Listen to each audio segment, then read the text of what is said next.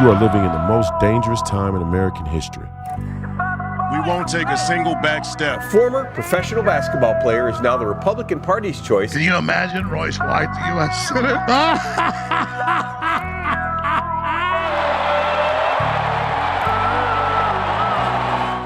White won the endorsement on May 18th with 67% of the vote.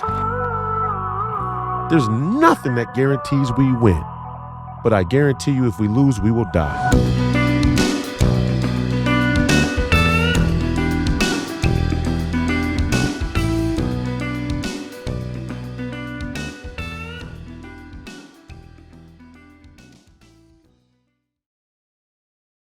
Our Father, who art in heaven, hallowed be thy name. Thy kingdom come, thy will be done, on earth as it is in heaven. Give us this day our daily bread, and forgive us our trespasses, as we forgive those who trespass against us. And lead us not into temptation, but deliver us from evil. For thine is the kingdom, the power, and the glory, forever and ever. Amen. Welcome back this evening to Please Call Me Crazy. I'm your host, Royce White. And as many of you know, Charlie Kirk, the hero, Charlie Kirk, lost his life in a tragic and horrific assassination yesterday there in Utah while speaking to a group of college students. A lot still is unknown. I believe the shooter is still at large. There's more information coming out. A bunch of video has surfaced. What appears to be a shooter on the roof. That was spotted after the fact, a couple of different angles. So we're waiting for the FBI and the rest of the people investigating the assassination to find this demon, and then we'll go from there. But a lot of questions, a lot of uncertainty, a lot of fear, a lot of sadness, a lot of rage. And I understand it all. Well, we have to channel it. We have to harness it. We have to follow Charlie's lead. Charlie was a special, special individual. I don't think anybody can deny that. I think regardless of your politics, excluding the people who have taken this chance to celebrate a young man, a young husband, and a young father's assassination, excluding those people in their politics, I think the rest of the country can at least agree that this was a brilliant, incredible, and talented young man who obviously had a great life in front of him. Sky's the limit. I mean, I've been on the podcast before and many other platforms saying that I believe Charlie Kirk had the ability to be president of the United States. And Charlie's 31 years old. He's 2 years younger than me, which adds an entirely different gravity to what took place yesterday, especially watching that horrific video, which you shouldn't even see something like that. I mean, human beings, first of all, per Christian belief, death is unnatural. It's a consequence of our fallen state. So human beings aren't even supposed to experience death themselves, personally, individually, let alone the death of others, and in such a horrific way, such a violent way. Not to say that there hasn't been violence for a long time in this country, because there has, but the speed and the quality of the internet has certainly desensitized us to just how bad things have gotten. In one sense, they've shown us how bad things have gotten, and we've been able to pierce through the veil of corrupt media and a control on the narrative that was quite out of control for some time.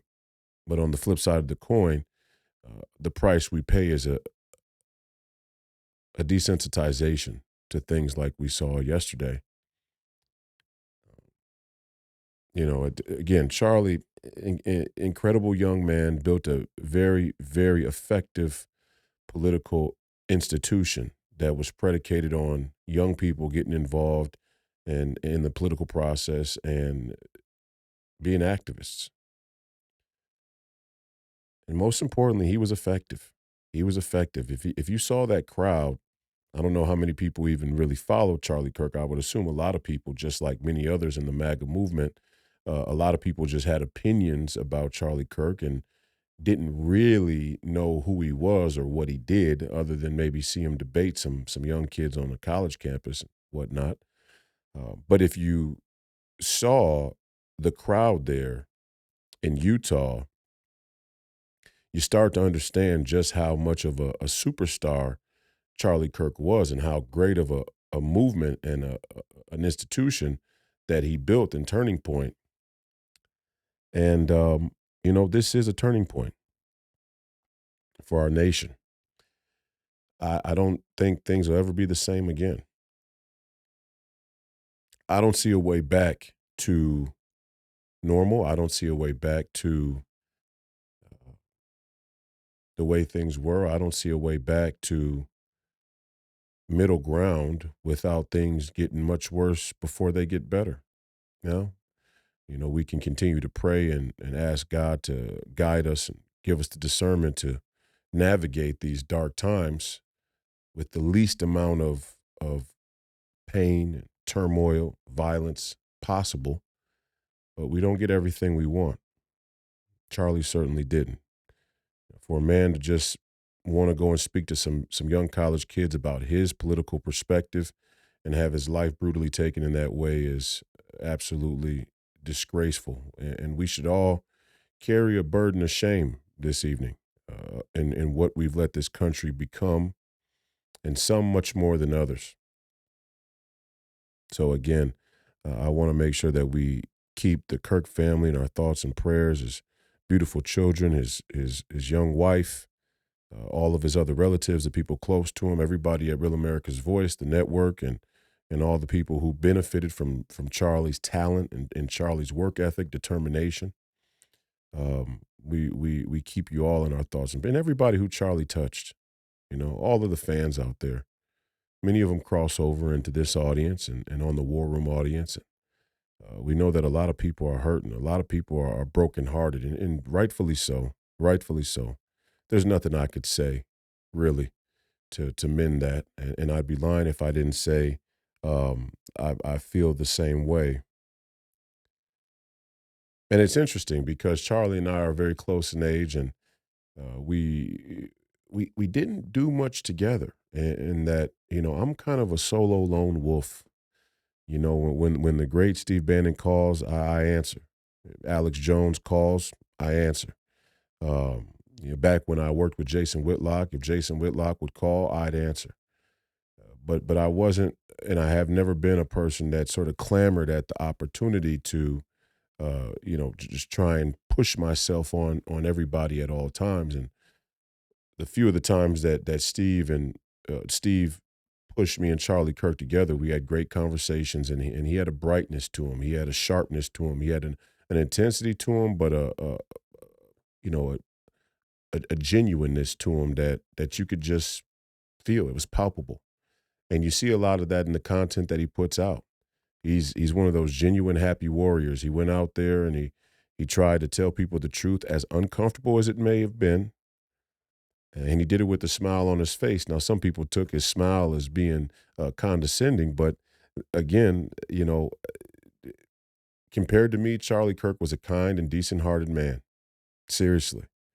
And you guys got to understand that Charlie was the best of us. And when I say Charlie was the best of us, I mean that he took on the responsibility of fighting against the insanity that has spread across our country and our culture with a smile. He did it with a smile. He did it with grace. Did he say things that made people upset? Sure. Did I agree with everything he said? No. Did I agree with most of it? Absolutely. And this week on the podcast, it's so ironic. On Tuesday morning, yesterday morning, I went into the studio. I came into the studio to go on War Room, and I had the honor of being the first guest in the morning hour, and we were there to talk about this brutal stabbing of this young white Ukrainian woman there in Charlotte, North Carolina, on the train. As most of you know, that story has become very well publicized in the last couple of days as well. And I talked about the black community and, CNN and MSNBC and all these other mainstream media outlets that didn't even want to cover the story, obviously, because it had a racial narrative and component that didn't support their narrative. And it's just absolutely disgusting, that in and of itself. And I'm on War Room to talk about the black community. And it's ironic because, I go to eat some lunch, I go work out, I come back to my phone. I see a video of the assassination that at first glance I didn't even think was real. I mean, I literally thought it was AI generated until I looked at my text messages and realized that it was real and that, the worst had happened. And then I saw all of these people, celebrate Charlie Kirk's demise, much of which is on the grounds of racism. And it really pisses me off. I gotta say, I'm trying to be somewhat calm and reasonable tonight out of respect because I know it's a sensitive time, and um, the Kirk family and their immediate well being should be everybody's first priority. But it pisses me off. It really does. Pisses me off when people, especially black people or others in the name of black people, use my skin color or my ethnicity, my heritage, my ancestry to justify the brutal and cowardly assassination of a young American hero. It pisses me off. And the mainstream media, you know, they're all sort of vertically integrated with their base and these ideologues, and you can see for yourself. I mean, I didn't put any of the clips on the podcast tonight out of respect, again, because some of the stuff is so depraved and so debauched. It actually it's counterproductive, I think. Although I will say, when the smoke clears and Charlie is put to rest with the honor that he deserves, once again, the left and the Democrats in this country have shown us exactly who they are. They have shown us their cowardice. They have shown us their inability to tolerate the diversity of opinions and the diversity of thought that they say they champion. And this one is going to cost them big. This one's going to cost them big. It's not just because Charlie Kirk was assassinated brutally, speaking to college kids. That's one thing. That would already have been a big price for them to pay politically. But the fact that so many people have taken to social media and celebrated this young man's assassination is one of those irredeemable moments that we'll look back in history and say, wow, wow. And, I've always been one to, and I'm kind of a cynic in this way. I've always been one to have a certain level of frustration with what Democrat voters are willing to put up with up until this point. Like, for me, I don't think we needed to see Charlie Kirk be assassinated and then subsequently watch people who obviously vote Democrat or are far left leaning progressive, whatever the case may be, come to social media, the internet, and celebrate his death. I don't think we needed to see that to conclude that the Democrats have lost all credibility. But yet here we are. We maybe we did need to see this, and maybe it still isn't enough. I mean, time will tell. But I'm pretty good at knowing where the puck is going, where the puck is headed, and I think this country's been desensitized in a way that uh, you could only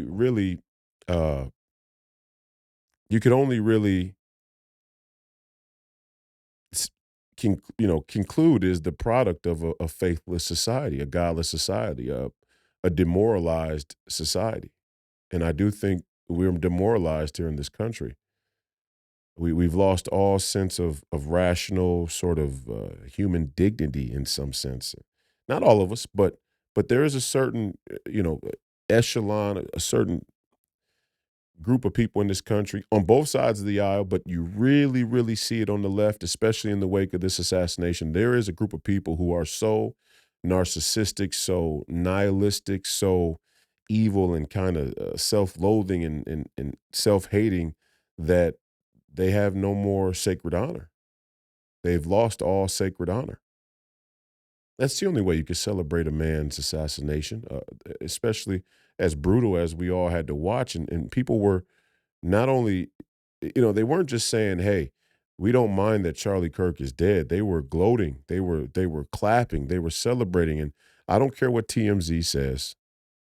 They could come back and try and explain the clip of the moment when they learned that Charlie Kirk had passed because of President Trump's post or his announcement, and you can hear people in the background, the employees there at TMZ, erupt into cheers and applause. I don't care what they say. We're not buying the story that it was about something else. No, we can look at the evidence from other far left leaning, progressive, feminist, LGBTQ, pro BLM activists, and conclude rationally, rightfully conclude that there is a celebration afoot. And it really speaks to Charlie Kirk's legacy. I mean, you all probably think that it's some way to defame him, even in death, or to you know besmirch his life and his memory. But all you've really done is hold him up as the best of us. It's because nobody really kills you for the things you say unless you're telling the truth. And even if there are people out there who may disagree with Charlie Kirk on certain things, if there are people out there who may, not like Charlie Kirk's delivery or whatever else the case may be, when you kill a man because of what he says, solely because of what he says, and that's all that happened here. They killed Charlie Kirk. They assassinated him because of his rhetoric, because of the things that he said, because of his opinions. When you do that, you just empower the things that he said. You empower his words, you empower his message. You give it energy, you give it life. You give it life that'll last long beyond yours. And amen. Praise be to God. Praise be to God. We can see the hope and goodness in that. We certainly can.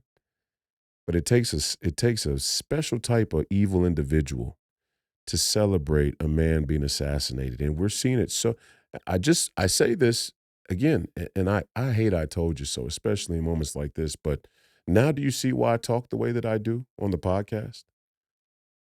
For all of those that may have been at the Minnesota State Fair and saw me interact with the leftists, the liberals and whatnot.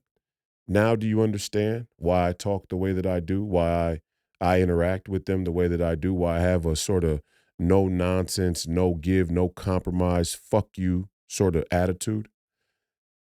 This is why.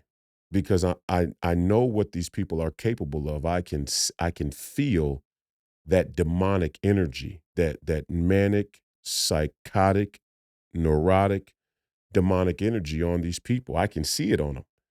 I can see it on them, but when you come across it in person, you notice it right away, especially if you're tuned into God, if you have that Christian fabric, that Christian fiber, moral fiber in you, and that discernment, the Holy Spirit filling you up. You definitely can feel and sense that demonic energy, that evil energy.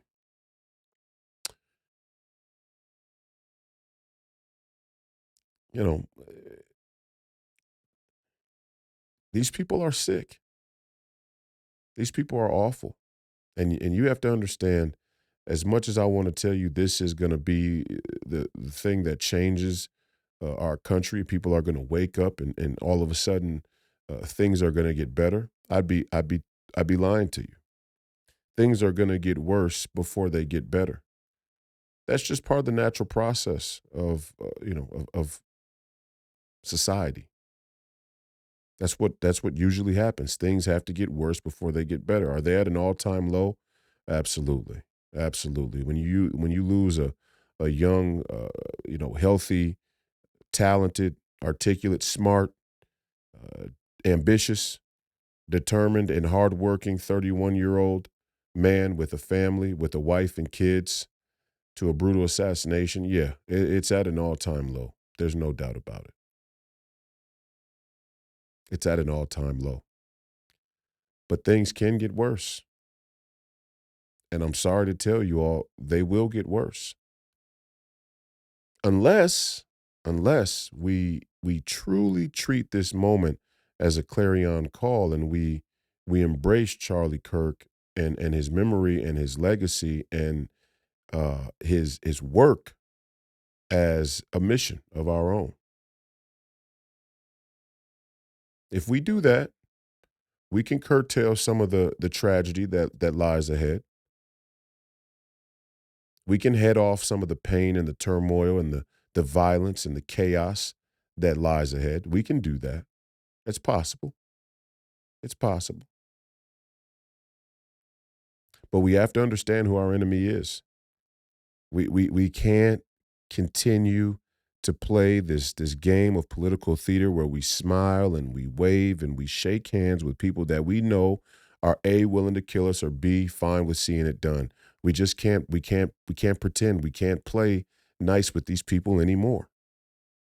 Now you understand why I use the profanity. Now you understand why I have the dark set. And a lot of people ask about the show on Saturday morning, Real America's Voice. Why is your set so dark? It's because we are living in dark times, and all the chips are up on the bar. And this thing is going. I mean, you got to understand. It's not just the shooting at the Catholic school last week, and then you had this brutal stabbing of this woman on the train, and now Charlie Kirk gets, brutally assassinated. It's also what's happening around the world. And I don't even want to talk about geopolitics right now or today because it goes without saying. We do it enough on the show. And Charlie Kirk and his memory and his mission are our main priority right now. But it's not by coincidence what's going on. We're being put through a serious test. We are being tested. We are being tested. Us, the MAGA movement, conservatives, Republicans, American patriots, American citizens, America as a whole. We're being tested, and we will be judged. We will be judged.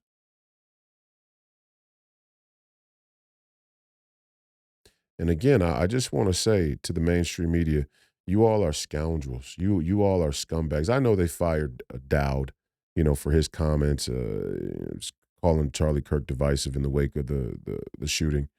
I know they fired him, but it doesn't matter what they do at this point. They created this environment. They created this environment by lying. And then they created the environment, they fostered the environment by doubling down on the lie. And then, to make matters worse, they sit right in your face and pretend that they don't know what they're doing. They think it's completely fine. They know when they call us Nazis and fascists and say that we're a threat to democracy and that we plan to take the rights of women and the LGBTQ, and every one of us is racist against black people, including myself, a black man, that we're all racist towards black people and minorities, or that we're xenophobic. They know exactly what they're doing. That's why you can look up a video. Any one of you right now can go and look up a video, and there are minutes, man, that's a long time, 8 minutes, 9 minutes, 10 minutes, 15 minutes of Democrat politicians and political pundits and commentators calling for violence, calling for uprising. No justice, no peace. I heard it in the streets myself when I helped organize peaceful demonstrations after George Floyd died, because I knew, and many of you may not like this, or you may question my integrity or my character or my loyalty uh, because of this, but you have to understand, what's breaking out right now in the country has been brewing for a long time, and had myself and a bunch of other black men who have some sense and weren't pulled in to the lunacy by the liberal left media or their activists, had we not stepped up and demanded that our community peacefully assemble and voice their grievances, only God knows what would have happened in Minneapolis. And that's leadership, whether you want to or not, whether it's your situation or not, whether it doesn't matter. That's leadership. And I'm proud. It's one of the things I'm most proud of in my life. In a true Charlie Kirk fashion, he stepped up and led the way and spent his time and his energy and his money and time away from his family and his loved ones and his hobbies and his passions and a million other things a young, handsome, talented guy could be doing with his life. He took that time and he applied it to trying to make this country a better place. And I sympathize with it greatly because much of my own young life has been spent doing the exact same thing. Not to Charlie Kirk's level. Charlie Kirk is a giant amongst us in what he's been able to accomplish.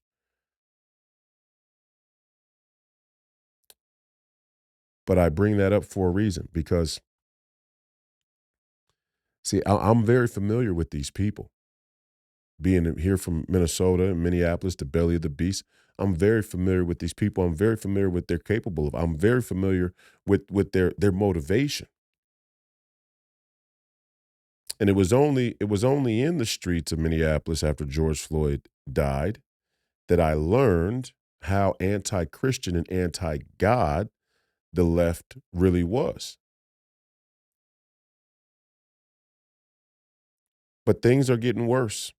See, because after George Floyd died and I organized a peaceful protest of like 10,000 people in front of the Federal Reserve, at that time, the left was still willing to bow their head and pray, or at least stay silent while people prayed.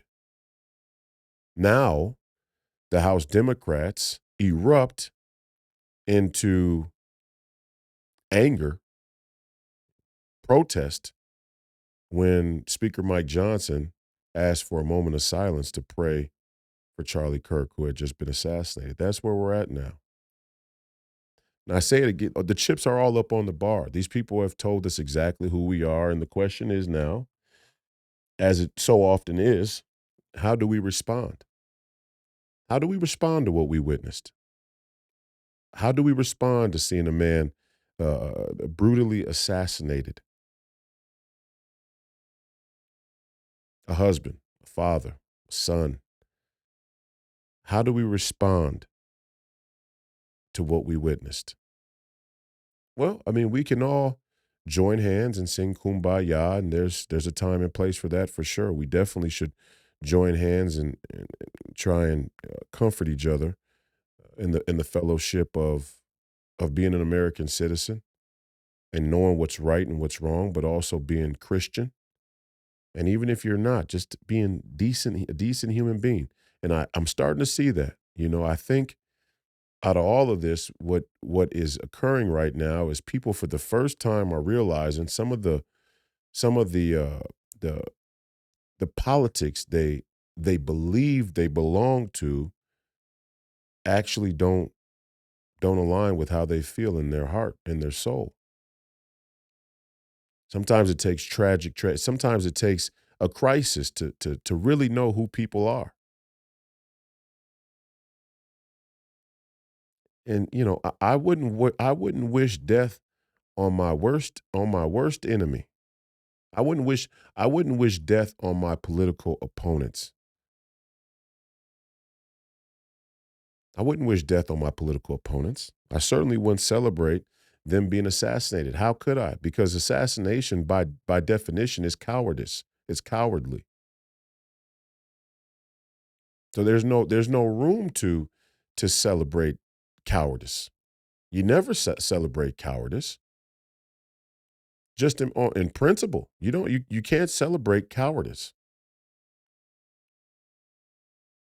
But again, there were murmurs here in Minnesota that Tina Smith may be resigning because she had some health issues, and never once did I rejoice that my political opponent here in the United States Senate race could possibly lose her life or lose her quality of life to malignant illness.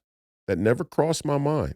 Never once did I rejoice, did I cheer, did I think it was a good thing that my political opponent may be sick. Same thing with Amy Klobuchar.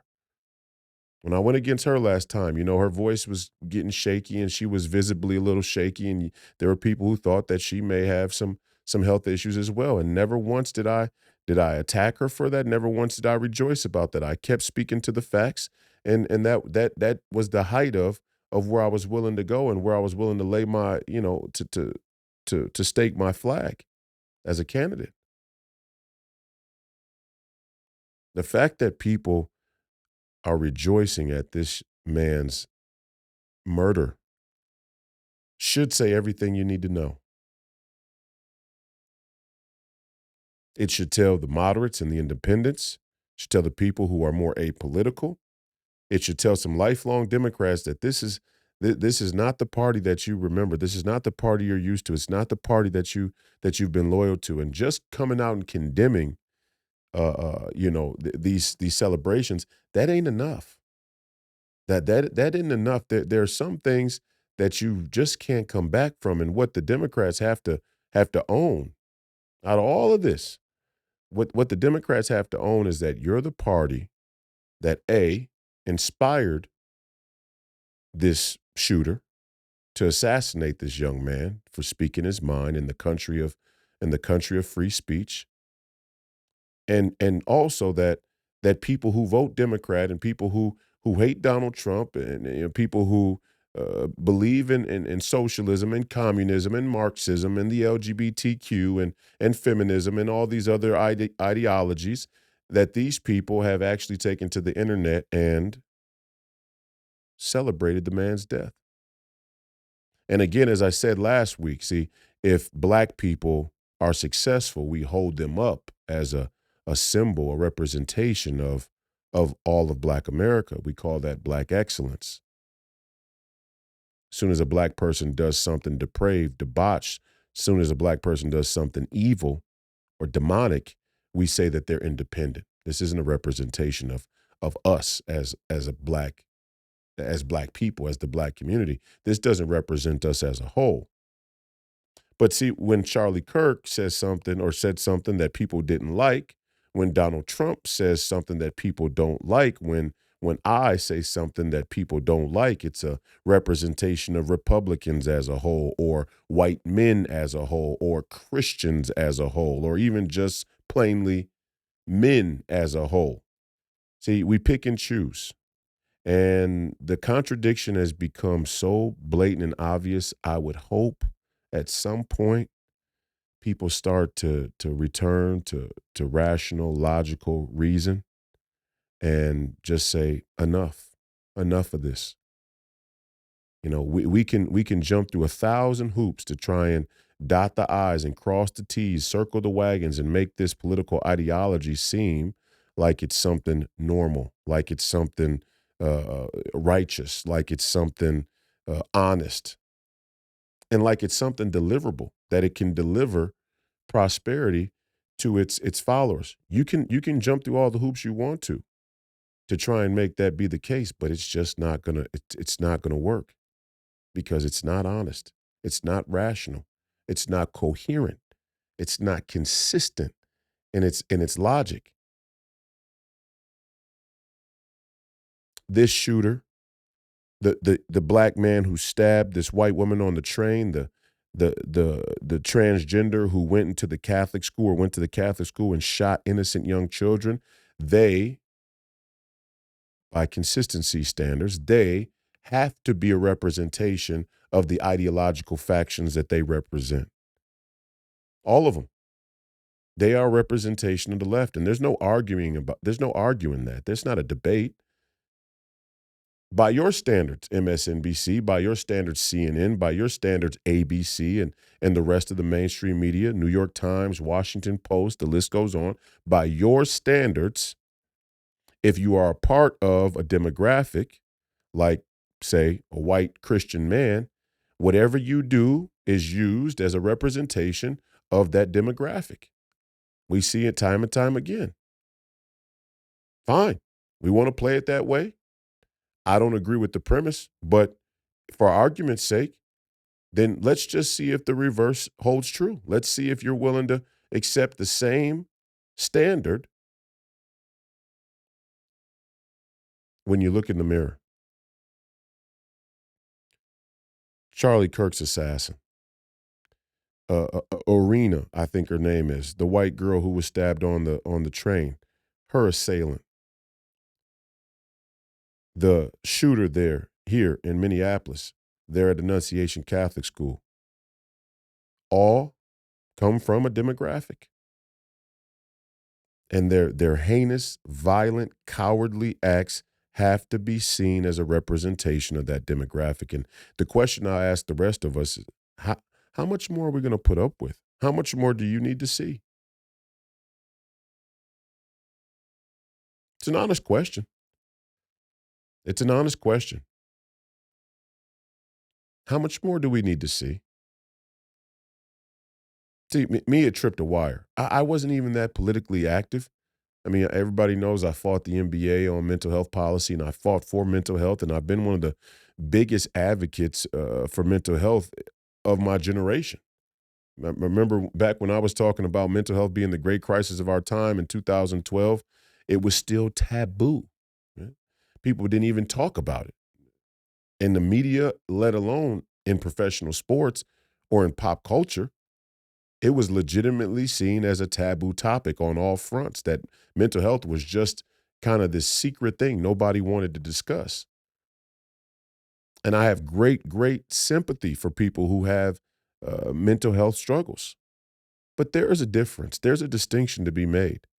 There's having anxiety and depression and PTSD and struggles with eating and all these other various things that you could have problems with. There's traumas that people carry through their entire life. That's one thing. And then there's severe mental illness. Severe mental illness is schizophrenia and hallucinations and kind of a psychotic break from reality. And then there's demonic possession. And as much as I am a serious mental health advocate, I have to admit that what I see unfolding in this country looks more like demonic possession than it does severe mental illness. People keep saying that's mental illness, like they want to deny, they want to deny that demonic possession is real. This person who shot Charlie Kirk wasn't mentally ill. It's certainly not by the traditional severe mental illness standards where they are somewhat non-functional in society, that they're not connected to reality. And I think that's a good way to distinguish between severe mental illness and demonic possession, or what you would call evil.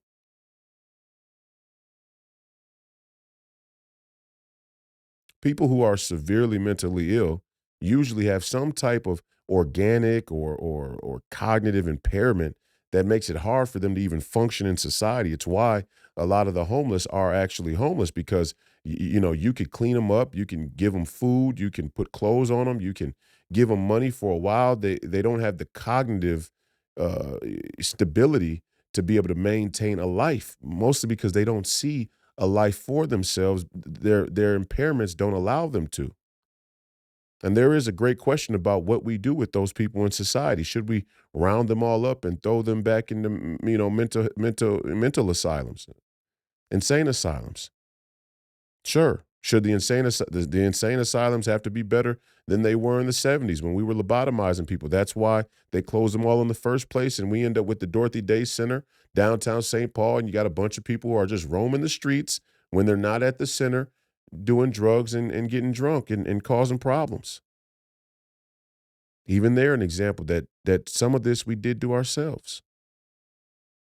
But there's a difference between people being severely mental ill and people being evil. If you make a plan, you mark a day on a calendar, premeditated, and you go to a place like a college campus and you climb up a fire escape to the roof of a building 200 yards away from a man who's unexpecting, unknowing, unprepared, and you prey on him and you shoot him, you fatally shoot him, you're not mentally ill. I want to make that distinction. And I only do it not to cape up or protect the mentally ill in this country, but I say it as a cautionary tale that we have to acknowledge demonic possession. We have to acknowledge that demonic possession is real. And I think in this case, the mental health conversation lends us insight once again that helps us in the spiritual. That the mental health conversation helps demarcate people who are struggling with, common sort of everyday anxiety, people who are dealing with real severe cognitive impairment, and then people who are actually just evil. This person was evil. This person was demonic. They were possessed. And let's pray to God we find them. And let's pray to God that we have the courage in this country to overcome our complacency, our nicety, what you could call our empathomania, to sympathize with every Tom, Dick, and Harry that decides to wage evil on innocent people. We have to start to bring some harsher penalty, and I don't just mean death penalty. I don't just mean death penalty anymore. Or let's say I don't mean lethal injection. Lethal injection is too humane for the person who shot Charlie Kirk. Lethal injection is too humane for the man who stabbed this woman on the train, for DeCarlos Brown or whatever his last. I don't know. It's too humane.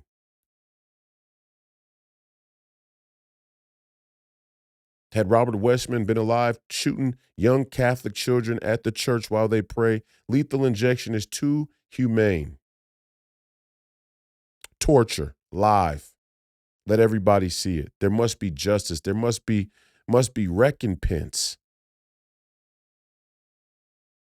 And as Christians, the scripture tells us not to judge. Me even saying that probably makes me unelectable. But you guys got to ask yourself, again, how much are you willing to put up with? And the scripture, it tells us, that only God can judge. Well, at least that's a common Christian sentiment, that only God can judge us. That is a comment about final judgment, the judgment for eternity. Only God can judge you finally, definitely.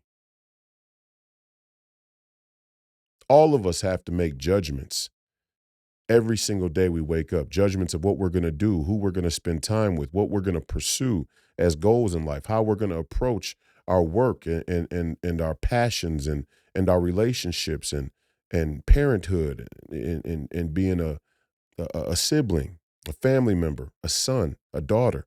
We all have judgments that we make every single day. So all of us are, in some sense, a judge, and we do have a right to judge other people, and we should.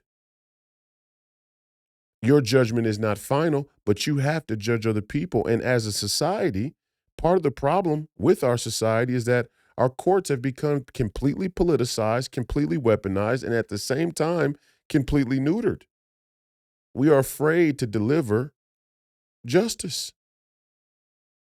We are afraid to deliver justice. Part of the reason we fear delivering harsh penalty and justice is because we are deeply, deeply aware of the corruption within ourselves and thus the corruption within institutions like the legal system.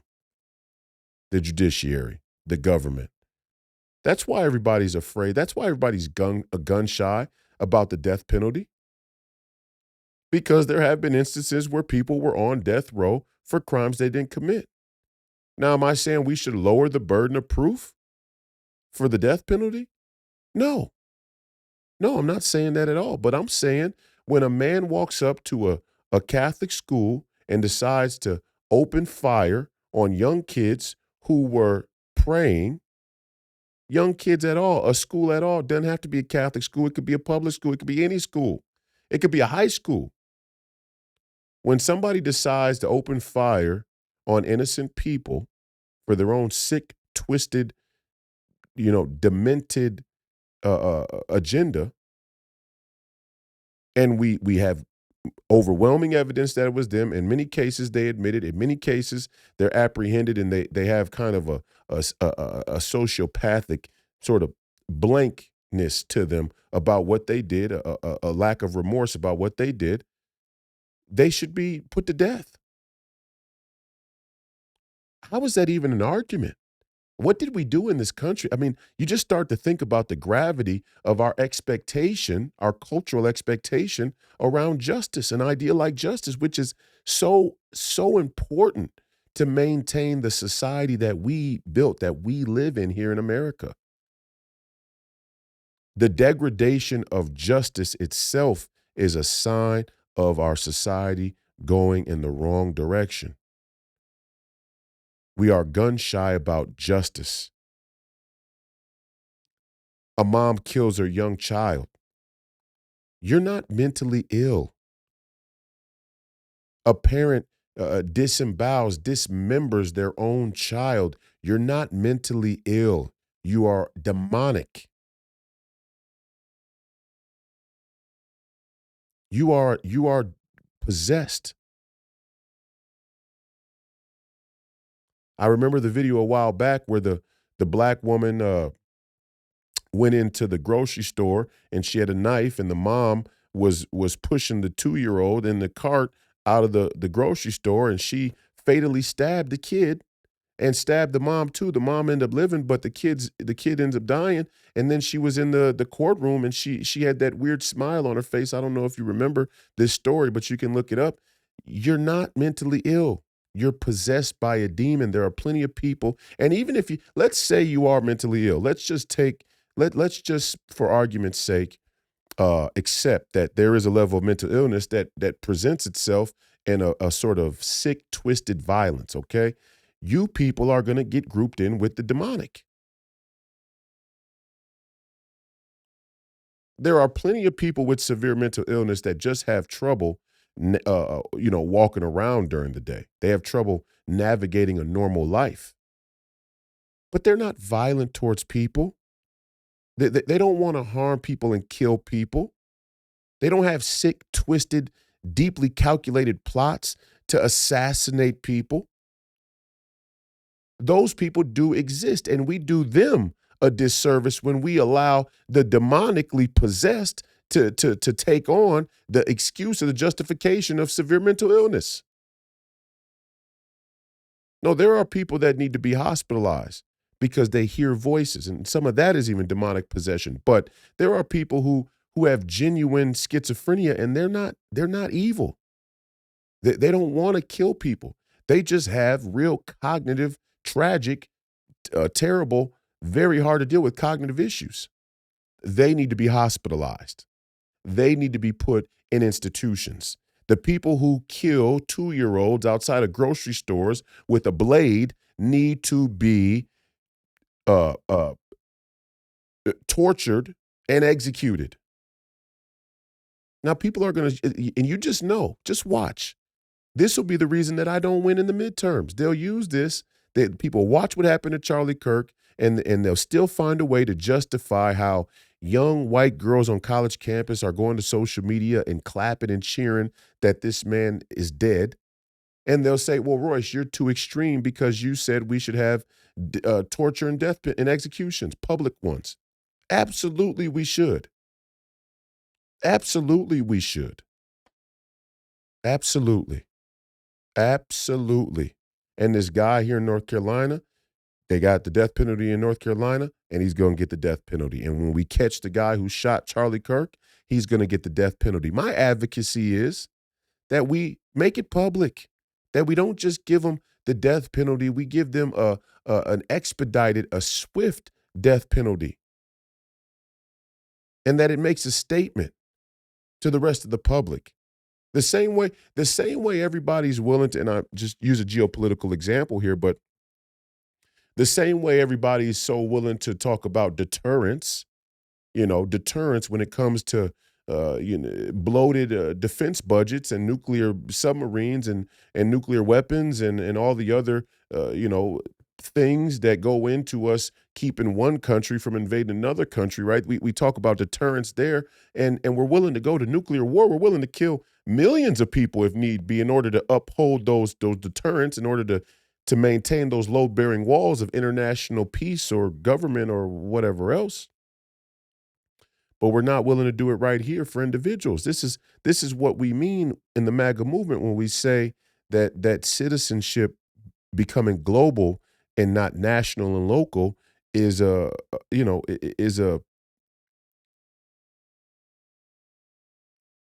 it's it kills American citizenship. It strikes right at the beating heart of what it means to be American, what it means to be a citizen. And even furthermore reiterates the importance of the America First and MAGA movement. We are willing to jump through 1,000 hoops. $1 trillion, $33 trillion, $170 trillion in unfunded liabilities. We are willing to completely mangle this country and the global economy in order to pretend like we're stopping all of these nations from breaking out into war that end up breaking out into war anyway. But we tell ourselves that we've stopped it, we've made it better, but we're not willing to do the same thing here at home. We're not even willing to execute somebody who all but seems like they want to be put to death. And maybe that's the argument for not putting them to death, because it seems like they want to. Fine, make that argument. Okay.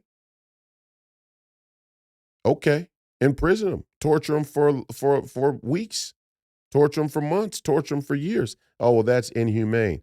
No, what they did to Charlie Kirk is inhumane. What that man did to that woman on that train is inhumane.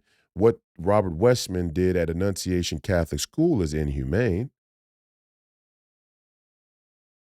And the lack of justice only emboldens the evil.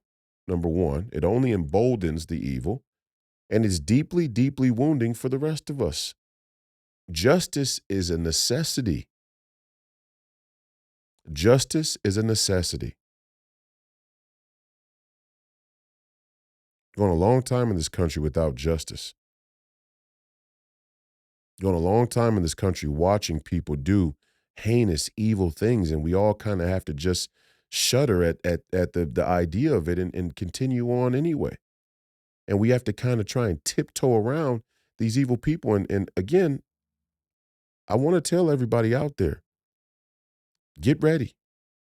Get ready. I'm sorry. I know. You could say it's too soon. Okay, fine.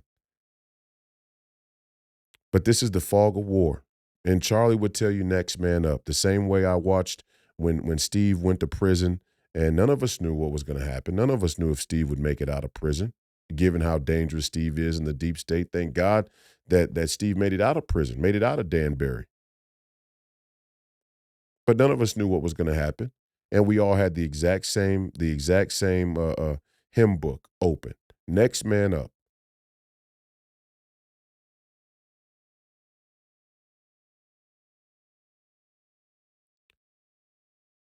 You all have to get ready. Seriously, I can't say it any more clear. And I think a lot of people I think a lot of people sense it. But where you can, per the law, please go learn how to defend yourself. Take firearms training. Take self-defense training. Take tactical military training. Our founding fathers said we should have small, well-armed militias for a reason. Are we going to civil war? I don't know. Some would say it's already begun. When you assassinate one of the young leaders of this country of a certain political variety, a certain political movement, you could argue that the Civil War has already begun. Do we hope that cooler heads prevail? Absolutely. That would be ideal. But when you draw certain lines and you cross certain lines, sometimes things become out of control. And we should all be conscious of that. Be careful what we say. Be careful what we do. Things have consequences. And we don't have to be the victim of those consequences necessarily. Because while things have consequences, there are winners and there are losers. There are wars. There are unholy wars and there are just wars. There are righteous wars. And they think they're fighting for a righteous cause. So they say. I don't really buy it. I think that they just, wind themselves up into a frenzy of hatred and, like I said, demonic possession, and they use whatever thing they can latch onto to justify just not killing themselves on the spot, because that's how sick and twisted they are. I think they latch onto anything they can to justify not just killing themselves. And you got to realize a lot of people do just kill themselves in this country. I guess you're supposed to say unalive. I don't even know what that's about. I'm so not tuned into the politically correct parlance of how to talk about death and murder and suicide. It's just there are a lot of people who do just kill themselves. And there's great tragedy in that. But again, understand there are winners and losers. You all have to start to prepare yourselves for the worst case scenario. Let's plan for the worst. Let's hope for the best. That's prudent. Plan for the worst, hope for the best. Be ready. Get a defense plan for your home. On the off chance that one of these depraved, degenerate young idiots comes to kick your door in on family night where you're just watching a movie or with your children or your grandchildren or whatever the case may be, and these idiots justify these breaking and enterings and killing these homeowners just because they needed a couple hundred, a couple $1,000.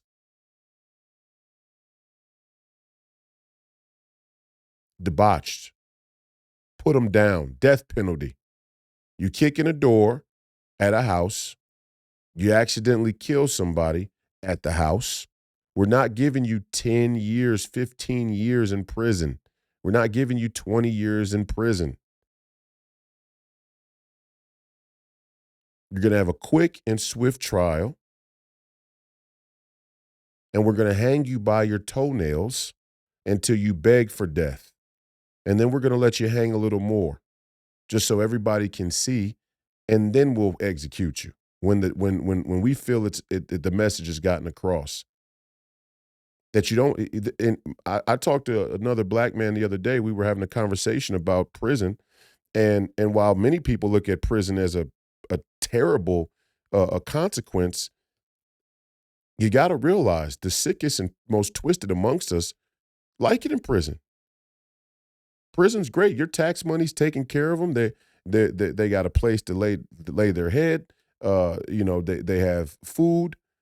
Some of them even still have sex. Drugs.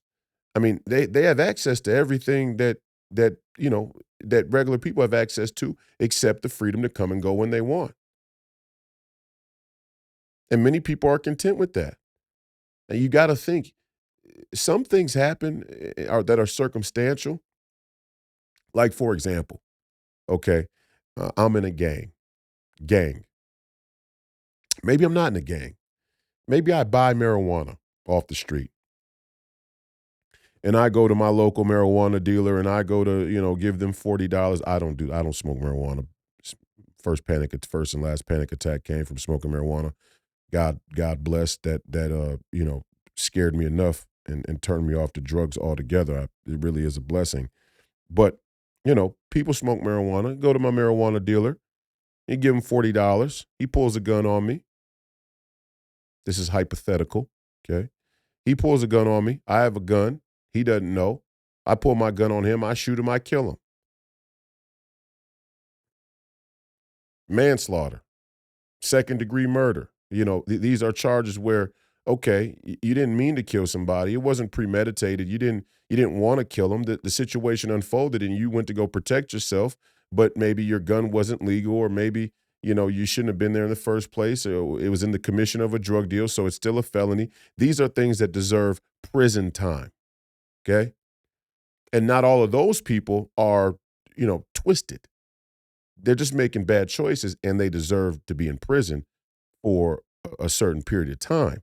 But there are people in prison who make the choice to kill somebody in cold blood, the same way this person assassinated Charlie Kirk, in communities all across this country, and they don't deserve the same prison time, the same prison privileges. They don't deserve to be in prison with everybody else.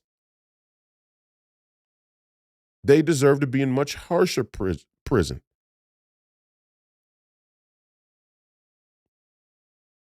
They deserve the death penalty. We need to bring the death penalty back in this country in full force. And hey, that may make me unelectable. Fine. I mean, fine. I mean, we're at the point now where, uh, elections aside, what is going to become of this nation? I mean, we are kind of on the brink of civil war, and I know a lot of people out there, we should be calling for peace. We should be sure, fine, fine. In the wake of an assassination and political violence, everybody kind of has a reprieve. They take a deep breath and go, "Whoa, this getting real." Well, it's been real for a long time. Never forget, they tried to kill Donald Trump. What would have happened if they had actually hit him? We forget that. I think we forget. I think we get so caught up in, what President Trump is doing or not doing, what we're unhappy with, what we agree with, and blah, blah, blah, blah, blah. Not to say that there's not room for those criticisms and conversations, but I think a lot of us are so desensitized by the pace of the news and what's happening every day, especially on our phones, scrolling, hours and hours on end. We forget that Donald Trump was almost assassinated. I mean, centimeters away from being murdered the same way.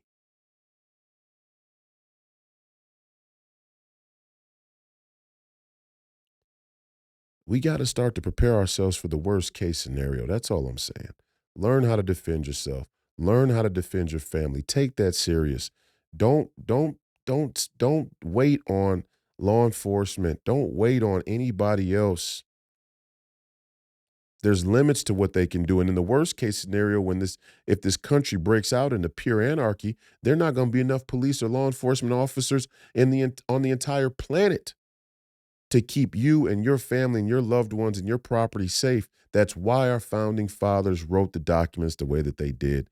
They planned for the worst. They hoped for the best. They planned for the scenario where it's every man for themselves and in all out anarchy. And will we get there? I don't think so. I mean, again, you plan for the worst, you hope for the best.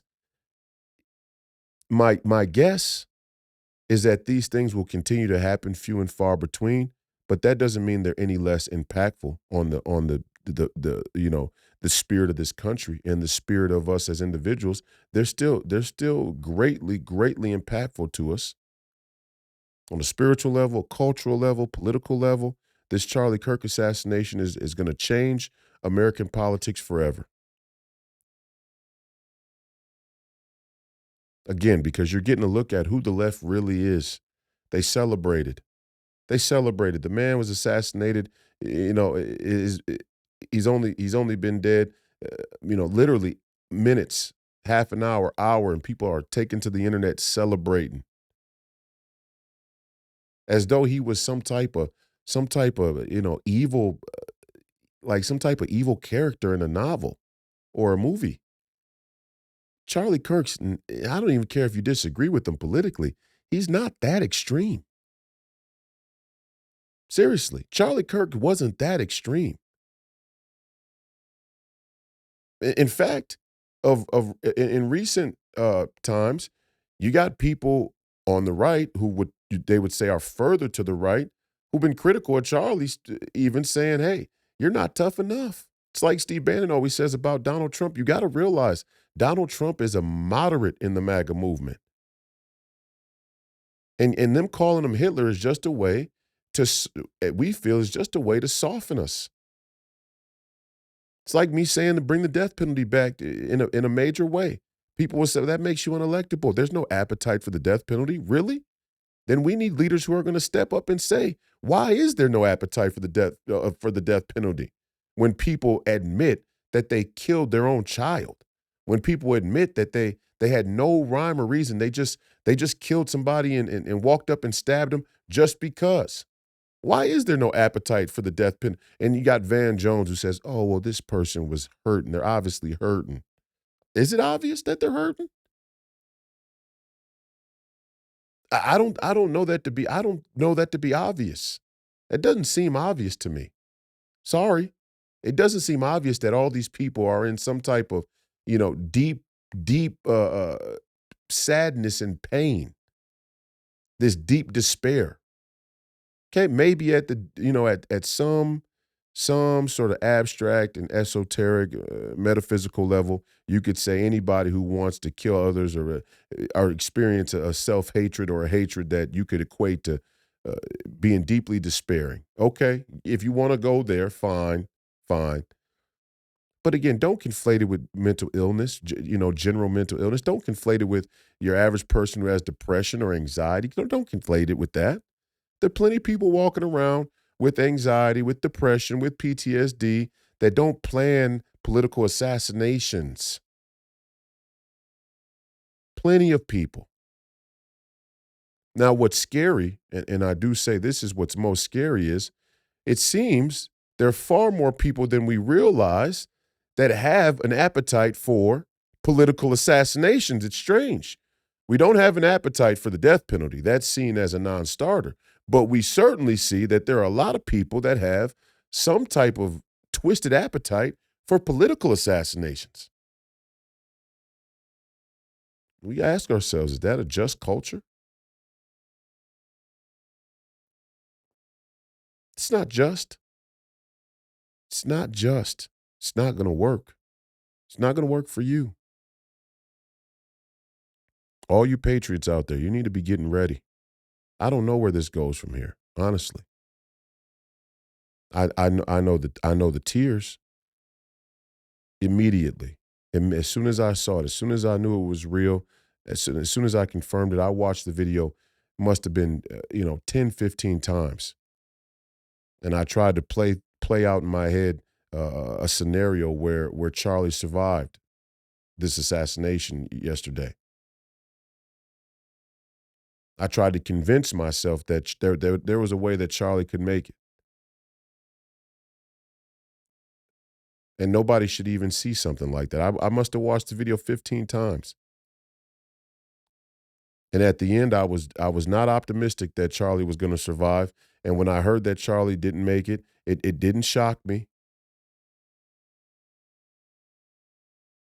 But it did bring me to tears. And I try to refrain from him even now. Because I don't need the sympathy. Charlie Kirk's family needs the sympathy. But I will tell you, the best way that you can honor Charlie Kirk's memory, the best way that you can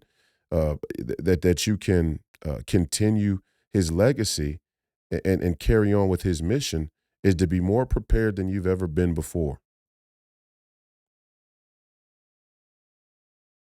Be more prepared than we've ever been before. As citizens of this country, as patriots of this great nation, politics has to become much less about the social and cultural and sort of online fellowship, and it needs to be some real, brass tacks sort of local community level, small, well-armed militias. Does that mean that, we're not going to walk around with guns just for theater, just for show? No, that's not what our founding fathers said. Walk around with your rifles to let everybody know that you mean business. No, we're going to quietly become prepared. We're going to quietly and effectively do the things that we need to do, spend the time that we need to spend to make sure that if there's a war in this country between, and they're going to be winners and losers, that we come out on the winning side. If there's a fight for your life and your family's life and their protection, any one of these random days at your home or out there in the public, if they're going to be a winner and a loser on that day, that you are the best prepared that you can be to be the winner in that situation. And there's nothing wrong with that. There is nothing to be ashamed of about that. And again, just to talk about the politics of it, every time they turn this into a Second Amendment issue, I saw somebody immediately say, well, Charlie Kirk says that, some amount of deaths are gonna occur. Uh, it's a price we pay for the Second Amendment. And Charlie Kirk had his head on right when it came to the Second Amendment. 1,000%. There is some amount of death that you could calculate will occur as a price for us to have our Second Amendment rights in this country. Absolutely. That doesn't mean the death is okay, the death murder is okay, or that we condone it. We don't condone it. We don't say this murder is condoned because we have our Second Amendment rights. No, we say that it is a tragic reality of a nation as big as ours, with as many problems as people have, as much lack of humanity and sanity that people have. There is definitely going to be deaths, but it's a tragedy. It's not something to celebrate or gloat about or use as a gotcha moment or a sort of "I told you so" in some Second Amendment gun control debate. Every death that happens by gun violence is not a, is a tragedy for the most part. But we still have to maintain our Second Amendment rights. Oh, well, over here in Europe or, in this country, all of them are subsidized by us. All of those countries are able to be free in their country because our country subsidizes their security. And part of the reason why our country was able to grow into the prosperous nation that it is, and we're able to subsidize the security of much of the rest of the free world, is because nobody wants to invade us here at home. They don't want to invade us here at home. One, it's tough to cross those oceans, tougher than you would think. But two, nobody wants to have to occupy America. They know we have more guns than we have people. And Americans don't take the authority and occupation well. There's a reason why Russia and China and India and all these other countries are playing their hemispheric strategy, and Donald Trump is playing ours. The bottom line is they don't want to come try and occupy. That's not in their goal is not to occupy America. Their goal is not to make landfall here on the East Coast or the West Coast and take California or take the East Coast. They know they're not going to get 2 miles without taking on gunfire.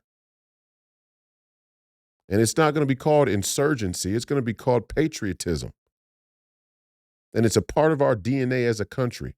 But it's also something that's allowed these other countries to have the freedom that they enjoy. And you have to have a small mind. You have to have a small brain not to understand the correlation between the freedom of the countries you give as an example and the subsidization of their security from our American post. Oh, but you understand it when you want to send those troops with those guns to go fight a war on the front line there in Eastern Europe. It's the same reason why there's a mass shooting. Who do you call? You call the police. Why do you call the police? Because they have guns, and when they show up and the shooter is still at large and they don't drop their weapon, you trust, whether you say it or not, you trust that the cops are going to put that person down, which tells you there's an effectiveness of firearms and guns when it comes to dealing with violent people. And there are multiple examples across the country every single year where a person successfully defends himself with a firearm well before any law enforcement would have had a chance to get there. There are plenty of examples that the mainstream media loves to ignore. Same way they love to ignore that this white woman was stabbed brutally on the train. Same way they would have loved to ignore, if they had the chance, that this man who shot up the Catholic school was a transgender. Same way they'll love to ignore if there was any transgender or sort of Antifa motivation that we find in the person who assassinated Charlie Kirk. They're trying to pick and choose, but, okay, don't come and try and shake our hands and play nice and smile. It was to me, and I got to be honest, and I like Chip Roy. He's another guy who I think is trying his best to help the country. But don't parade AOC up there, on some partisan bill about what is it?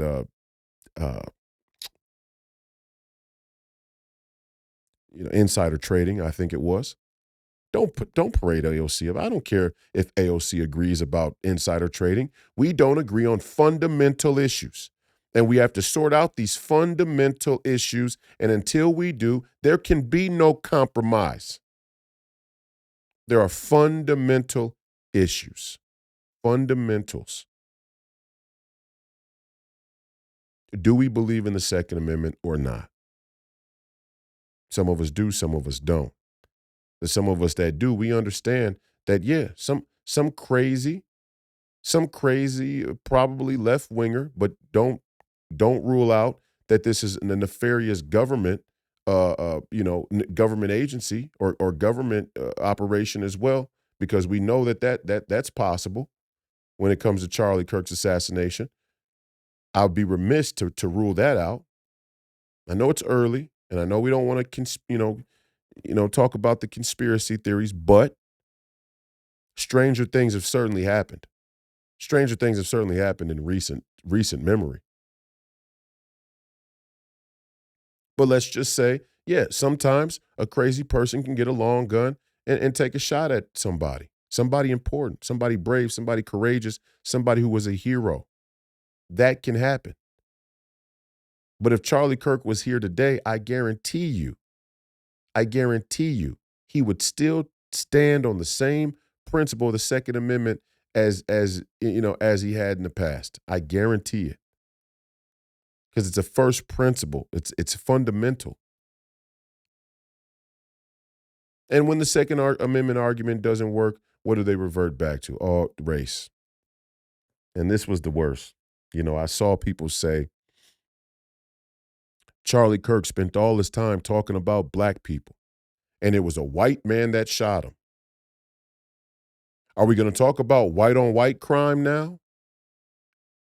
We just talked about white-on-white crime a week ago when a white transgender guy walked up to a Catholic school and opened fire on the church. We talked about white-on-white crime. And there isn't a lack of conversation about crime writ large. There's an observation that crime is much worse in the inner cities and by percentage in black communities, which now most black people would agree as well. The only black people that you see argue it are the bourgeois celebrity academics like Van Jones and the people who follow them in the woke circles of all of the colleges and universities, the kind of young, professional, affluent, bourgeois crowd. And they do it because it gets them likes on social media or whatever the case may be. But you see rapper G Herbo there, who's from Chicago, who grew up in Chicago, who grew up in the gang culture in Chicago, who I had the chance to meet in California.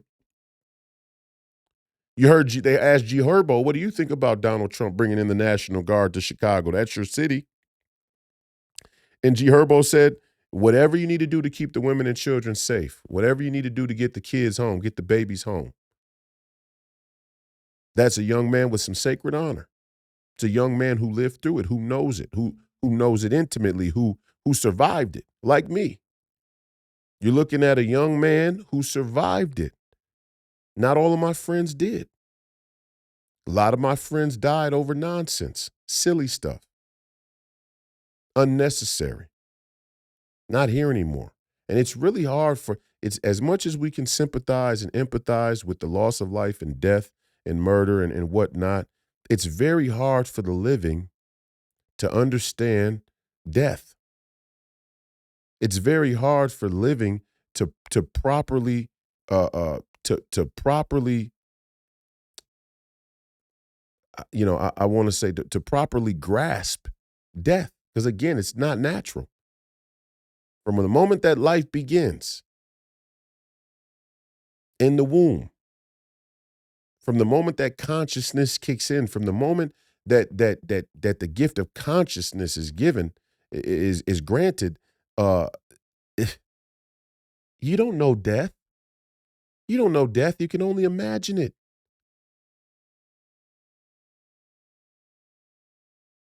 We realize that it's something very unnatural and it's unsettling, but we can't really grasp death. I even think about it now.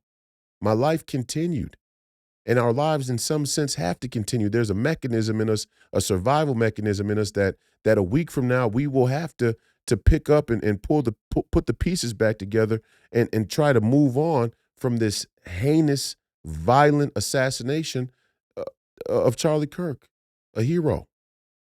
We'll have to do that because if you stop moving, you die. We know that. It's very hard for us to grasp death. But for those who see it more than others, you kind of know, you kind of understand there is a world beneath the world that everybody likes to play in together. And it's when and you all see it. You all see it on the internet. It's popping up everywhere, social media. When you see a young black man and he walks up on the sidewalk, the street, and there are 6 other young black men there, and he sprays an automatic handgun, and 3 of them drop, and you can tell by the way their body drops and the way they kind of freeze and the rigor mortis sets in that they die. You can sense how unreal that feels. Real but unreal. The same as all of us who watched that video of Charlie. Unreal. But yet people want to try and make an excuse for us to, and the scary thing is, I said this, what's scary about it is we're so invested, some of us in this country are so invested in the race narrative that we're willing to let these people convince us, or even worse, convince ourselves that it's an acceptable way to live, that there's something normal about it. There's nothing normal about what's happening in the black communities. Tariq Nasheed. Nobody's calling out what's happening in the black communities because they're racist or they're picking on black people or anything like that. What happened to Nipsey Hussle was not natural. What happened to Nipsey Hussle wasn't right. It wasn't normal. What happened to rapper Young Dolph wasn't right. It wasn't normal. Rapper Mo 3, and I'm listing these guys off because I'm a part of the black community. I know black culture. I know hip hop. I know rap music. I know what's going on out there. I hear what's happening in the gossip rumor, and it's crazy that there's always more gossip about a rapper's beef or these gangs fighting each other than there is about politics and geopolitics and the way that money works and how to build generational wealth and things like that. So it tells you there's something wrong with our culture, and there is something wrong with black culture. There's plenty wrong with white culture, mainly white liberal women who try and condone the problems with black culture, or they try and use the problems with black culture as a scapegoat, a justification for their own political agenda. Yeah.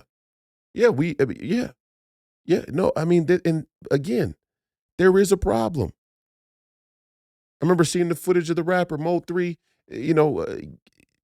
on the freeway, and he's driving, and somebody drives up alongside of him to assassinate him, and he gets out of his car, and he gets shot right there. The guy runs him, gets out of his car on the freeway, runs him down, and kills him, shoots him on the freeway, and runs back to his car as though he didn't believe that there were cameras on the freeway in today's world. Demonic. Demonic. King Von, another one. The list goes on and on. I mean, how can we say that you know, and granted, we have more black millionaires in the country right now than ever before and anywhere else in the world. So it tells you how oppressed we are and how racist America is when we have more black millionaires in this country than anywhere else in the world. More black millionaires in America than any other time in history in any other place in the world.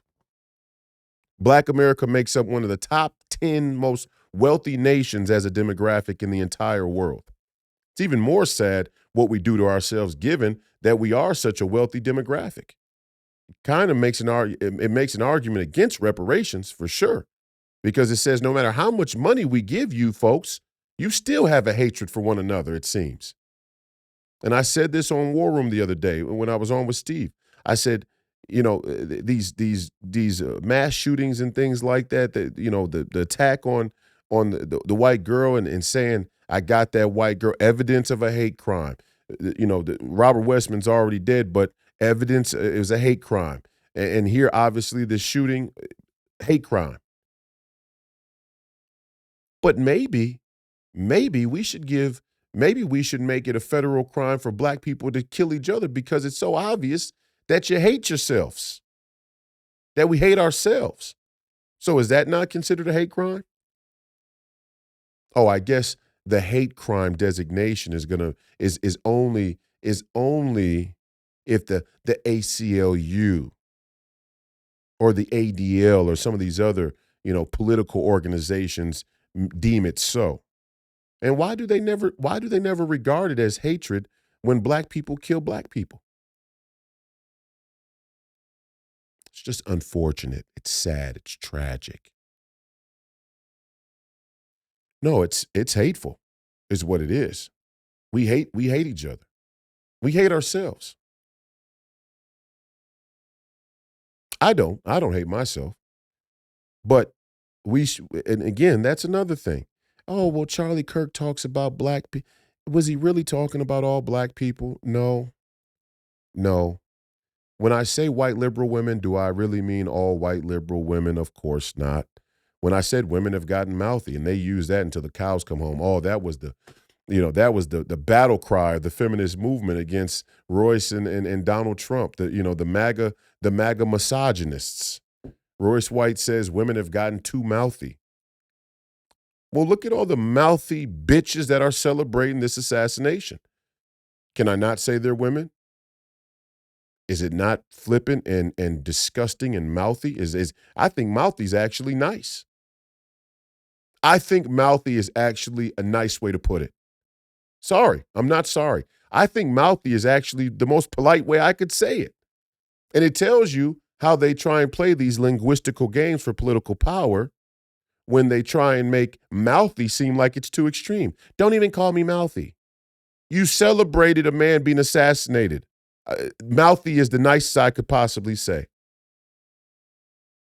Mouthy is the most polite thing I could think of. Everything else gets way worse.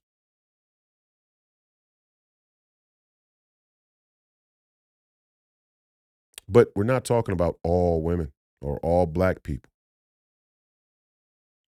We're not even talking about all gays or lesbians. Nobody's saying all Jews. There is a Jewish lobby. There are Jewish elites. You should be able to say that there are Jewish elites, the same way there are black elites, black bourgeois elites. Am I saying that all black people who are successful are bourgeois elites? No, there are plenty of black people who are successful that have some sense and some sacred honor. But there are some who aren't. And it's okay to say that they're black because they are. You just become a country of politically correct, sensitive snowflakes. And it stifled the conversation. And it stifled real solutions that could be, real fundamental solutions. Solutions like, let's just teach people how to critically think.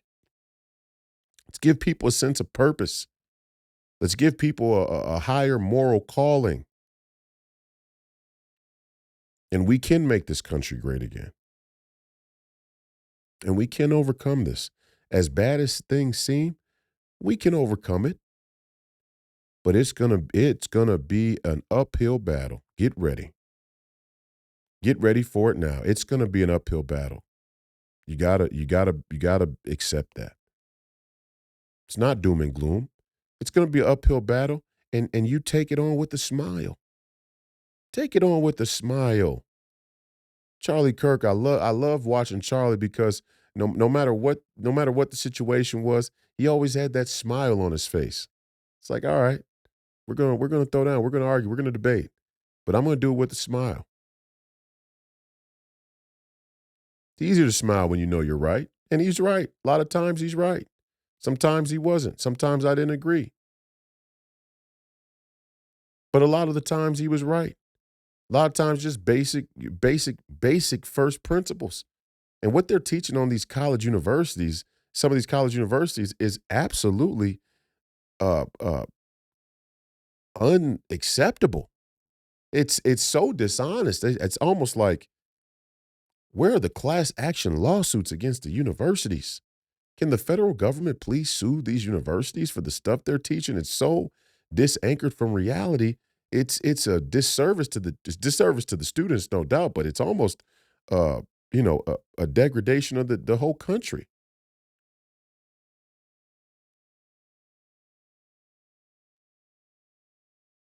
And I mean, I could go on and on. I really could. But the bottom line is this. All that being said, if you're celebrating Charlie Kirk's assassination, you're a piece of fucking shit. And the bottom line is, again, you can get as many of your fucking liberal, Satan worshiping, I don't know, vegan, drug using buddies together in a group as you want to. And you guys can go in the park and hump the trees or talk to the fallen angels, or you break out your Ouija boards or whatever the fuck it is you people do. You can do that. That's your right to do that. But just don't think you have any fucking sway whatsoever on what I think or what we think in the MAGA movement. You have no sway. You're not convincing us one fucking bit. And by killing Charlie Kirk, all you've done is made us double down. We're going to double and triple down. We're not going to take one back step. Not a single fucking back step because of this heinous, evil, violent, nihilistic, demonic attack. We're not taking a single back step. You're not convincing us of anything. You certainly didn't convince us that we don't need the right to bear arms. You certainly didn't convince us that we should vote for Democrats or liberals. You certainly aren't convincing us that the LGBTQ or the feminist movement or the pro-Black Lives Matter, pro-Palestinian, and I'm not making a comment about the Palestinian-Israel conflict because that's convoluted enough, but at least the Antifa protesters who try and LARP like they care about the Palestinians when we know that it's only an agenda for your own sick, twisted, psychosis. Don't think that you're convincing us. You're not. You're not convincing us. What you're convincing us of is that we need to become prepared. We need to stop believing that politics is going to stay in the arena of politics and it's all going to be this kind of square game with agreed upon boundaries that none of us want to cross or going to cross. We know they'll cross the boundaries. They'll cross the line. And you better get prepared for it. I'm more confident in other places across the country that people are going to be prepared, are going to start to take this serious and get prepared. I'm not confident about it here in Minnesota. I'm not confident that the Minnesota conservatives or Republicans and even some in the MAGA movement who support Donald Trump, I'm not confident that here in Minnesota we take this serious enough. And we are in the belly of the beast. And when the shit hits the fan, if the shit hits the fan, nobody's coming to save us. all we will have is each other.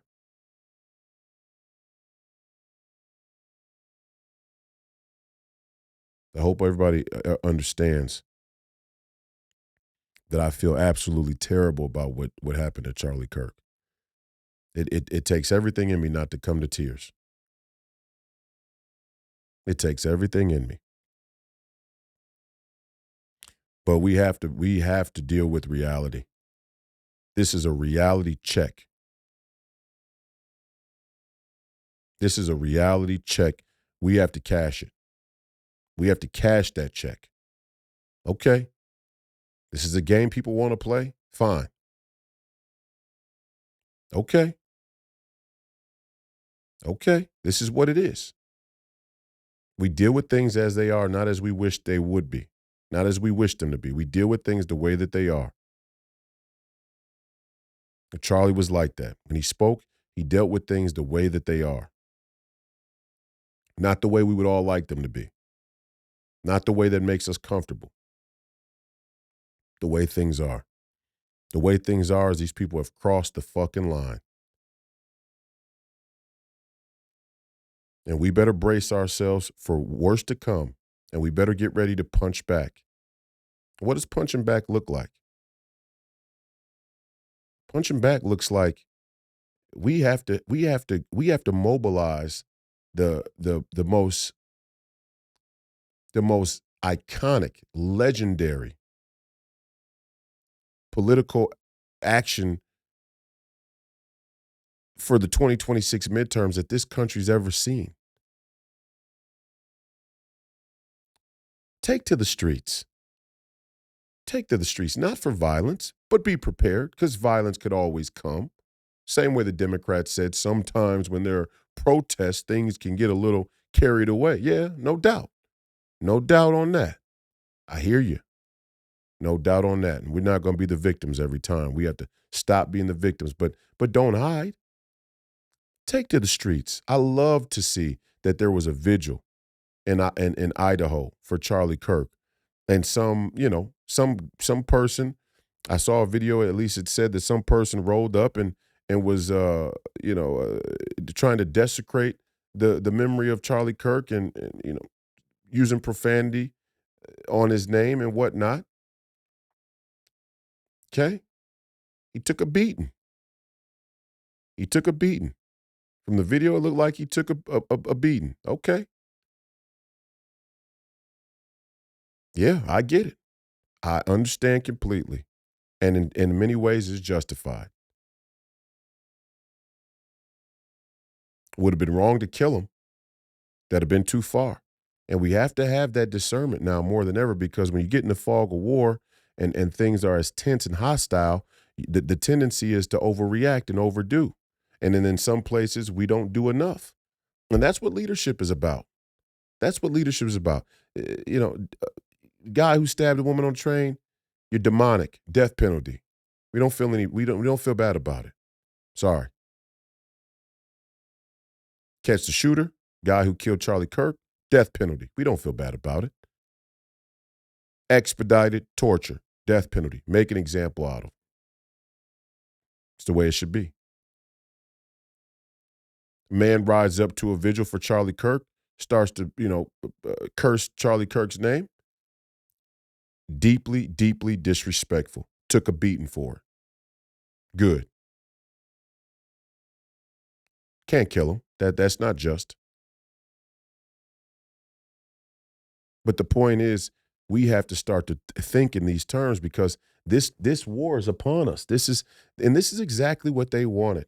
And I'll say that in closing. They can say what they want. That's why Barack Obama, we don't know what motivated the shooter. Shut the fuck up. Shut your fucking mouth, you commie fucking traitor. You know exactly what motivated this assassination. You and the rest of the deep state sellouts using the mainstream media as your own personal microphone to condemn the most common sense approach to politics in the last 50 years of this nation, in this nation. Make America great again. America first. Put Americans first. The most common sense political approach in the last 50 years here in our country, and you guys have gone out of your way. You've levied every resource possible to make that seem like it's some type of evil, wicked, sinister plot. You would love to see somebody kill me. Oh, that would make their day. They would celebrate the same way. It's not about Charlie Kirk being white. It's not about Charlie Kirk being a white Christian man. It's about the ideas. And they would just as soon celebrate and rejoice to see me go out the same way, and I know it to be true. The difference between me and Charlie is Charlie was much more kind and decent-hearted than I am. And he was much more graceful and taking and I even compliment him. This is a compliment. He was much more charitable in the way that he interacted the game of politics. I'm sorry, I'm just not that way. And maybe I need to go and reflect and pray and try and find much more of a Charlie Kirk-like approach.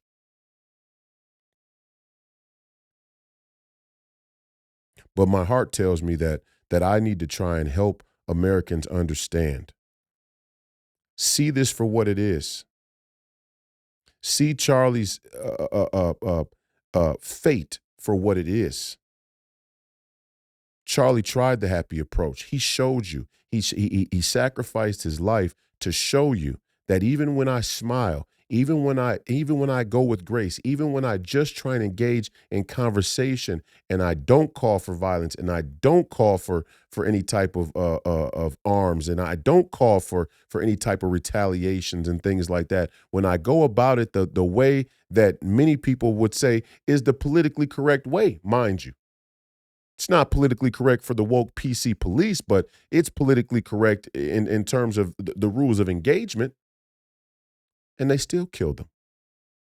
That's a reality we have to deal with today. Yesterday, when Charlie Kirk walked onto that university campus and out in front of those students, he was trying to engage this country's politics by the rules of engagement, and they killed him anyway. And it's a cautionary tale. And I cannot prescribe to Christians. I cannot prescribe to Republicans. I cannot prescribe to conservatives and American patriots that you continue to be the victim in these things. You prepare yourself. You learn self-defense. You learn awareness, situational awareness. You always stay on guard. You are living in a time where you have to be on guard. That's not living in fear. That's being prepared. That's the situation we're in. That's the climate we're in. Everywhere you go, you be on guard. When you're at home at night, you put your surveillance cameras on. You turn that ringer on. You make sure you know if somebody comes within a foot of your front door or around your house. You make sure that noise wakes you up. And you look at those cameras. You look at those cameras and you see somebody suspicious, you load your firearm up. And if God forbid you make the assessment, the rightful assessment that there is a threat, you do what you have to do to protect you and your family.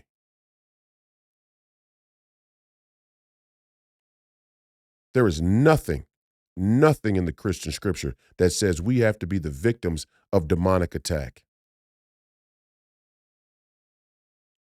That we have to be the losers in demonic attack. We will face demonic attack. The scripture promises that, but nothing says that we have to be the loser in those exchanges.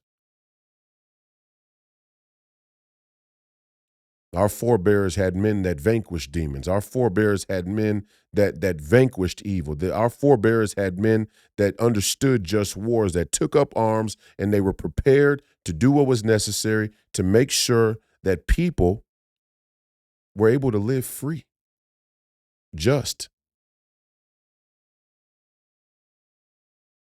And we're getting into that time again now. Again, my thoughts and prayers are with Charlie Kirk, that our Lord Jesus Christ, I'm sure, has welcomed him into the kingdom of heaven. I'm going to pray for Charlie Kirk's soul and his family, 2 daughters, a wife, all his other relatives, his friends. Our thoughts and prayers are with you. They really are. The country will never be the same again. The country will never be the same again. And praise be to God. In some sense, praise be to God. Praise be to, you know what? We should all be so lucky. Let's take it a step further. We should all be so lucky to die in service of this country and to die in testimony of the truth.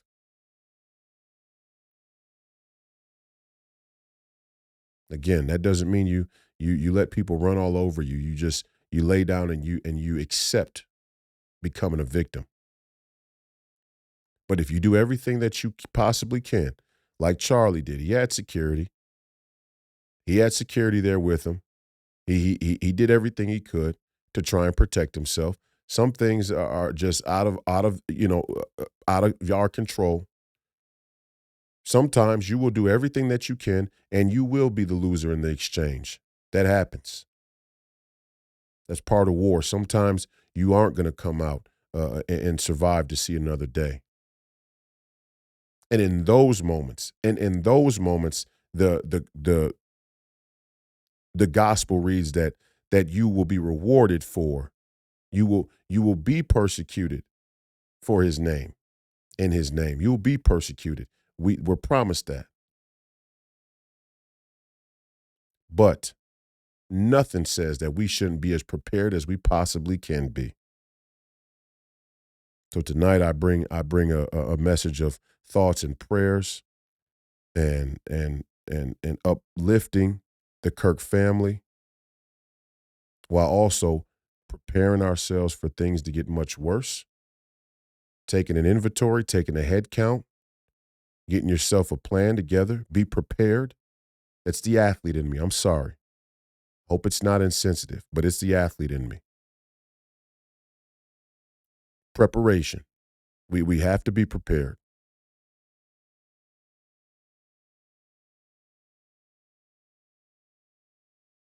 Charlie was a good man. Charlie was a good man. You people should be ashamed of yourself celebrating his death. And we'll never forget it. It's the other thing. There will be no white flags now. Not from me. You might as well put me next on the list then. Because there will not be a white flag from us. Not as long as I'm one of the young leaders of this movement. We will never surrender. We will never wave the white flag in the face of this type of evil and demonic attack. We will never take a back step.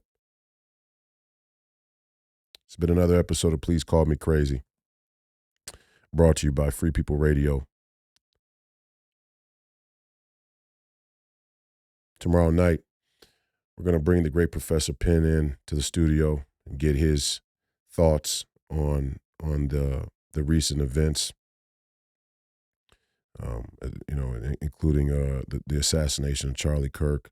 And Professor Penn is one who has constantly said, I'm doing this because I know these people will kill me. And, he's right. He's right. So, again, Kirk family, you're in our thoughts and prayers. Everybody out there who was touched by Charlie Kirk, I know this is a very sad time. Very, very uncertain time, very scary time. And there's a lot of anger and hurt out there. And rightfully so. You got to channel it. We got to harness it. Understand what it means. And we got to come up. We got to show up. We got to come to play. The game is on. It's on now. Oh, it is on now. And all of us have to be ready to play at a moment's notice. We'll see you tomorrow evening. The great Professor Penn. God bless you all. God bless America. God bless Charlie Kirk, his legacy, his memory. This fight continues. Godspeed.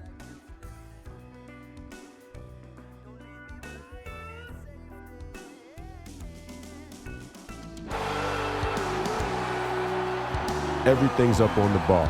We're all in.